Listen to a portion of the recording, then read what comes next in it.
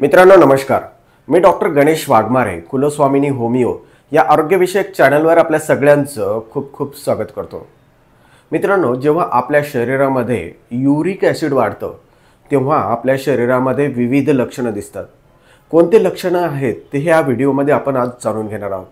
चला तर व्हिडिओ सुरू करूया. मित्रांनो, व्हिडिओ सुरू करण्याअगोदर तुम्ही जर माझ्या चॅनलवर नवीन असाल तर आत्ताच्या चॅनलला सबस्क्राइब करा. तसंच हा व्हिडिओ आवडला तर या व्हिडिओला लाईक करा, जास्तीत जास्त लोकांपर्यंत शेअर करा. मित्रांनो, सांधेदुखी ही एक समस्या आपल्याला अनेकांमध्ये बघायला भेटतं आणि याचं एक महत्त्वाचं कारण आहे युरिक ॲसिड वाढणं. मित्रांनो, ज्या वेळेला आपल्या शरीरातील युरिक ॲसिडची पातळी वाढते त्यावेळेला आपल्याला विविध लक्षणं दिसतात.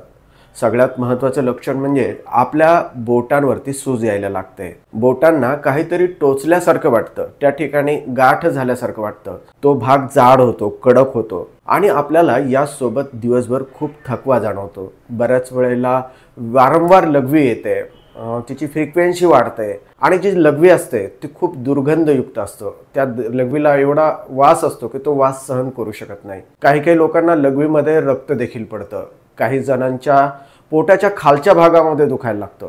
मित्रांनो, हे सर्व लक्षणं आहेत युरिक ॲसिड वाढण्याचे आणि हे युरिक ॲसिड वाढल्यानंतर आपल्याला सांध्याच्या समस्या सुरू होतात. मित्रांनो, हे युरिक ॲसिड कमी करण्यासाठी आपण मटण, मांस, अल्कोहोल याचं प्रमाण कमी करायला पाहिजे. कारण जेव्हा लाल मांस खाल्लं जातं किंवा समुद्री अन्न घेतलं जातं किंवा अल्कोहोल जास्त प्रमाणात घेतलं जातं त्यावेळेला युरिक ॲसिडचं प्रमाण आपल्या शरीरात वाढतं. म्हणून हे कमी करायचं असतं. मित्रांनो, ज्या लोकांचं युरिक ॲसिडची लेवल वाढलेली आहे अशा लोकांनी चरबीयुक्त दूध कमी करायचं असतं. म्हणजे साय काढलेलं दूध त्यांच्यासाठी पिणं अतिशय चांगलं असतं. याशिवाय साय काढलेलं दूध घेतल्यानं तुमच्या शरीरातील युरिक ॲसिडची जी लेवल आहे तर ती कमी होते. यामुळे काय होतं की गाऊट सारख्या आजाराचा धोका आपल्याला होत नाही. ज्या लोकांचं युरिक ॲसिड वाढलेलं असतं अशा लोकांनी युरिक ॲसिडची पातळी कमी करण्यासाठी कॉफी पिऊ शकता. तसंच लिंबू वर्गीय फळं जसं की संत्री आहे, मोसंबी आहे, लिंबू आहे इत्यादीचं सेवन वाढवा.